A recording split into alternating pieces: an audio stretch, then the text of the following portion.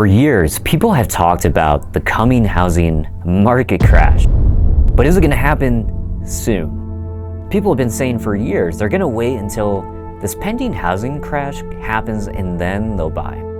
But how long have people been waiting for this proverbial housing market crash to happen? Is it even realistic to say it will? When we see rising interest rates, people assume that will hurt the demand in the housing market. A lot of people, though, are stunned that the housing market hasn't crashed already in this rising rate environment. The rising rates environment we're in right now has been bolstering the housing market up, actually, contrary to what most people are thinking. Let's think about this logically for a second here. A lot of people bought their home in a low interest rate environment.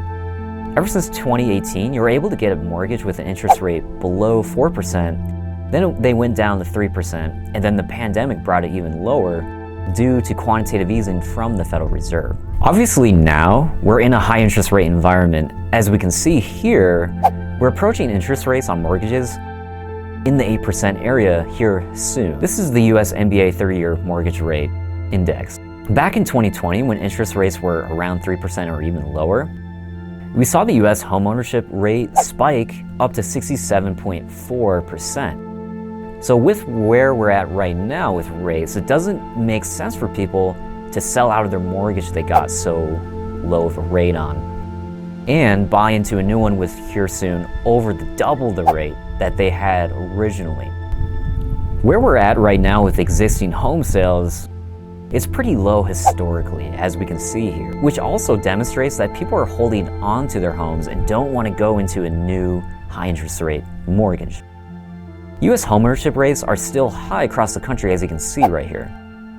The average home ownership rate in the US is sitting at 65.9% and remains steady. So we can conclude that people are content with just sitting on their low interest rate mortgage. This has been making housing supply very low. As you can see here, we hit a low back in Q1 2023 in housing supply. And up to where we're at, still significantly low if we're looking in the broad picture. The number of US households increased by just 10.1 million from 2010 to 2020. That's fewer than any other decade between 1950 and 2010. Meanwhile, the number of people wanting to buy a home is still pretty high. Right here, we got the US mortgage applications from the Mortgage Bankers Association. This month's print, we've seen quite the uptick. As much as we in Gen Z and Gen X like to make fun of millennials, and sometimes it's for good reason and easy to do so, they are the backbone of spending in the US right now. The millennials are a very big generation in size, bigger than Gen X. Millennials are at a point on average where they're advancing in their careers, they're a bit older now, and we've seen the trend of them moving out of the big cities and into the suburbs. And thus, their home buying has increased in recent years. Think about it. With their age, and that resulting in their careers advancing, and that they are the bulk of people starting families right now, regardless of the high interest rate environment, sometimes in life, you just need to buy a house for timing's sake, not necessarily making buying decisions based on high or low interest rates. So that is another driver here keeping the housing market floating where it's at. Right here we got the FHFA House Price Index, which measures month-over-month changes in average prices of single-family houses with mortgages.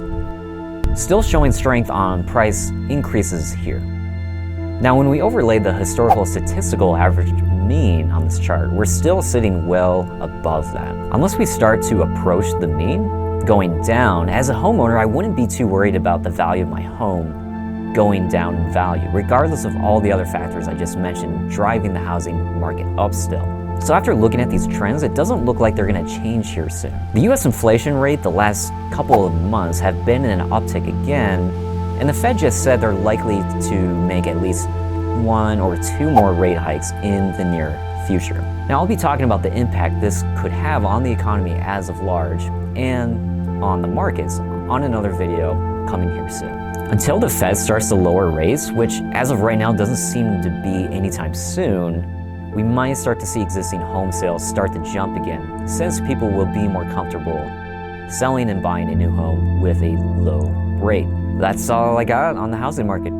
I'll see you next time, guys.